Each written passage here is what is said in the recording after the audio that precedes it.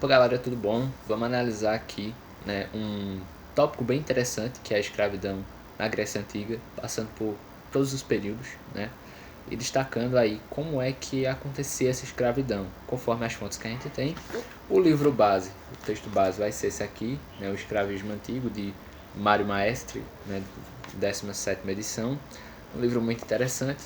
Eu tenho algumas anotações aqui, então eu vou, conforme minha explicação, se eu olhar aqui para baixo é porque eu estou me guiando a minha fala através das anotações, E aí, esse livro é muito interessante porque ele vai realmente dar uma concepção bem ampla da escravidão naquele período da Grécia Antiga, principalmente através dos períodos, desde o período micênico até o período homérico, o arcaico e o clássico, com um apogeu ali no período arcaico e clássico, mas a gente já vê o desenvolvimento desde o período micênico, que são idades mais afastadas.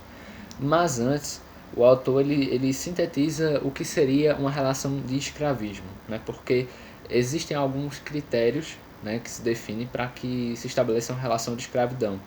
E aí, por exemplo, o cativo ele tem que ser tratado como uma mercadoria. Então, tudo que acontece com a mercadoria vai acontecer com o cativo. Então, por exemplo, eu tenho esse teclado aqui. Eu posso comprar um teclado, eu posso vender, eu posso alugar esse teclado para alguém digitar, eu posso penhorar esse teclado, e então ele é uma mercadoria, certo? Ele pode ser tratado como mercadoria. A mesma coisa um ser humano, ele é tratado como uma mercadoria. E aí, esse ser humano, além de ser tratado como mercadoria, a vida dele é definida através do Senhor. Então, se o Senhor ele quiser, ele pode empregar esse escravo em um local, definir o onde, o quando e o como, empregá-lo. Esse senhor ele pode definir a quantidade de comida que esse escravo vai comer, o tipo de alimentação, cereais ou não, ou a vestimenta. E aí, o que caracteriza também, além desse domínio do senhor, é que toda a produção do escravo pertence ao seu amo. Então, necessariamente, nada pertence ao escravo. Ele trabalha, ele produz, mas nada fica com ele. E, basicamente, o status de servil, ou seja, o ser escravo é vitalício, não acaba. Não é que eu vou trabalhar tantos anos e vai acabar, não. Você é escravo para sempre, nessa relação. E é uma relação hereditária. Então, se você tiver um filho, provavelmente essa relação vai continuar com seu filho, que também nasce escravo, E aí, esse é um contorno geral, mas dentro da própria antiguidade a gente tem poucas fontes para falar, principalmente do período micênico, do período homérico, mais ou menos ali, tem poucas fontes para falar se realmente vai ser hereditário ou não. Então a gente tem um tempo muito recuado, tem pouca documentação. Mas enfim, o autor ele coloca que para a gente desenvolver a relação de escravidão, essa relação não vai ser da noite para o dia. Ela vai nascer ali principalmente através de 3000 a.C., na Mesopotâmia e no Egito, através de um momento em que a gente tem um desenvolvimento das forças produtivas e das relações de produção. Ou seja, a partir do momento que o ser humano ele adquire técnicas, e fundamentalmente quando a gente tem uma relação de que um ser humano se coloca dono de uma terra, por exemplo, então ele é dono de um meio de produção, quando a gente tem a propriedade privada que vai realmente surgir, com forte índice essa relação de escravidão.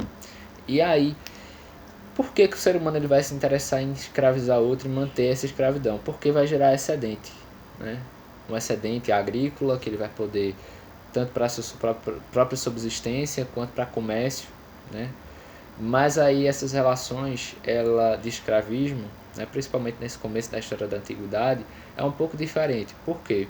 Porque a escravidão no período colonial ela tem como base o atendimento do mercado externo, a Europa. E aí necessariamente nesse começo da história da antiguidade não é uma relação mercantil, de eu vou produzir para vender. Depois isso vai se escalonar, óbvio, em Atenas, enfim. Mas no começo não é assim. E outra coisa, detalhe interessante, é que a escravidão na antiguidade é diferente da escravidão moderna, do período colonial, porque não é escravidão baseada em cor, é escravidão baseada na relação social, o que eu digo, eu sou um escravo. mas não é na relação de corpo, né? Ou seja, era um escravo branco, enfim. E aí, basicamente, para a gente ter uma sociedade escravista, a gente tem que ter necessariamente o trabalho produtivo sendo em maior escala feito por escravos. Ou seja, não é que a gente vai dizer que não existem outras formas de trabalho, como o trabalho livre, o trabalho assalariado, mas é que nessa sociedade a escravidão ela é tão forte que ela vai condicionar as dinâmicas e as relações sociais dentro da própria sociedade, ou seja, como a sociedade funciona, como ela está estruturada e articulada em torno dessa escravidão. Então a sociedade escravista é quando o peso da escravidão é maior que o peso das outras formas de trabalho, né?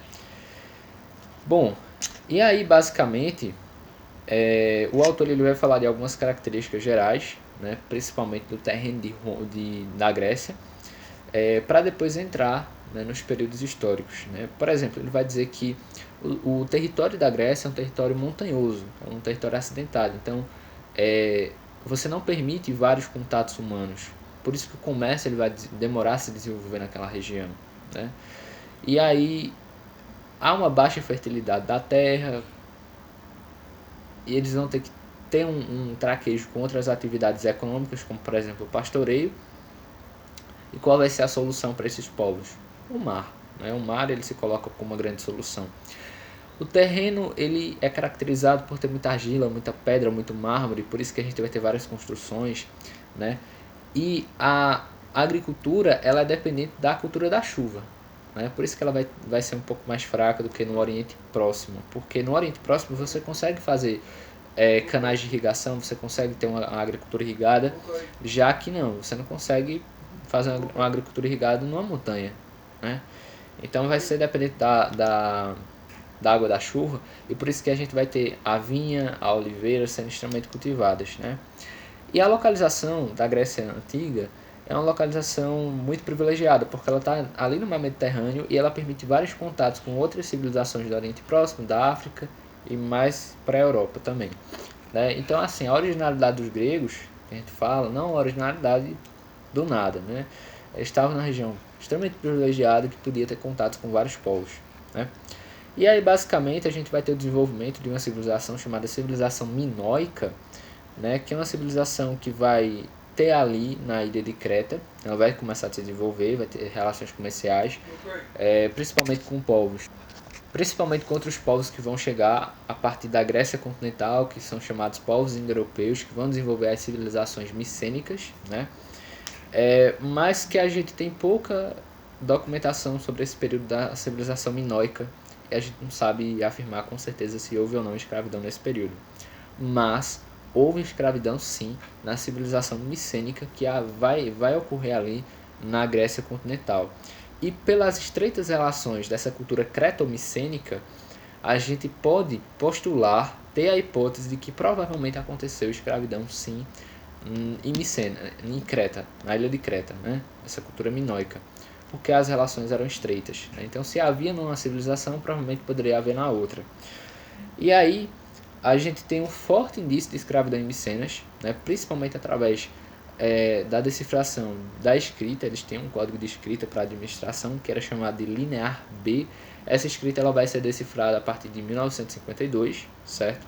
E aí os arqueólogos e historiadores vão ter contato com isso e vão entender um pouco a dinâmica, por exemplo, dessa civilização, né? Que você tinha uma cidadela fortificada onde ficava o rei que centralizava todas as decisões da cidade, e a gente tinha as comunidades aldeãs ao redor dessa cidadela, né, que basicamente pagavam impostos, né? E dentro da cidadela a gente tem o Palácio Real, complexas dependências de produção, artesanato, enfim. E quem comandava era um rei sacerdote chamado Ivanax, né? Anax. E essa civilização tinha relações estreitas com Creta. E o que acontecia? Acontecia o seguinte: basicamente a gente tem indícios, sim, de escravidão nessa sociedade, só que são dois escravos diferentes, né? A gente tem principalmente o escravo privado e o escravo divino.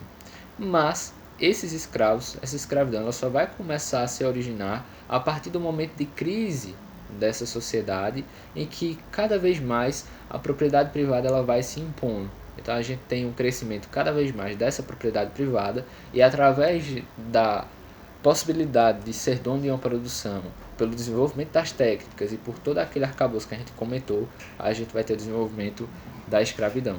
E aí a gente vai ter o escravo chamado de doeiro, né, onde você vai ter o escravo privado, né, que vai ser você vai ter um nome dele chamado nome do senhor, doeiro, né, e a gente vai ter o escravo divino, e esse é bem diferente, bem mais numeroso nesse período, até por conta da estrutura daquela sociedade que era centralizada no rei, com caráter divino, enfim. E aí o nome desse escravo vai ser Teojodoeiro, certo? E ele vai ser qualitativamente superior ao escravo privado, né, por conta dessas relações religiosas. E aí, basicamente, esse escravo ele vai ter direito de propriedade e vai ter direito de se associar religiosamente. Então a gente vê que é uma escravidão um pouco diferente. Como é que se produzia e reproduzia essa mão de obra? Basicamente de forma natural, né, através do casamento servil de escravos, ou através do comércio e o processo de guerras, que formava mais escravos. E aí os casamentos mistos nesse período era algo muito comum. Muito comum. Então, escravo, uma pessoa livre se casar era muito comum. Isso, posteriormente, na Grécia vai ser abolido, certo? E aí, basicamente, essa é a primeira parte do vídeo que fala justamente da escravidão no contexto geral, contextualiza ali a Grécia. A gente entrou no período micênico, falou um pouco da relação da cultura creto-micênica, de como acontecia lá em Micenas. E basicamente a gente vai falar no próximo vídeo sobre a transição, né, o declínio dessa sociedade micênica e o início da Idade Homérica, que é uma idade diferente, onde a gente não vai ter mais os grandes palácios, aquela cidadela, mas vai ser a unidade familiar que vai ser o centro de produção, a unidade cultural e principalmente econômica, né? A gente tem aqui esse mapinha bem interessante, eu acho que não vai dar para ver, mas onde está aqui esses círculos são, né, cidadelas da cultura micênica, né? Então a gente tem Ilco, Tebas, Micenas, a própria Atenas que viveu nessa relação. A gente tem aqui a ilha de Creta, né? E aqui as estreitas relações. A gente vê aqui o mar Mediterrâneo, né? O mar Egeu aqui mais em cima, e vê que era uma civilização que tinha muitos contatos com outras e por isso que vai ter esse grande desenvolvimento, essa grande síntese cultural e de estruturas econômicas, certo? Então basicamente era isso.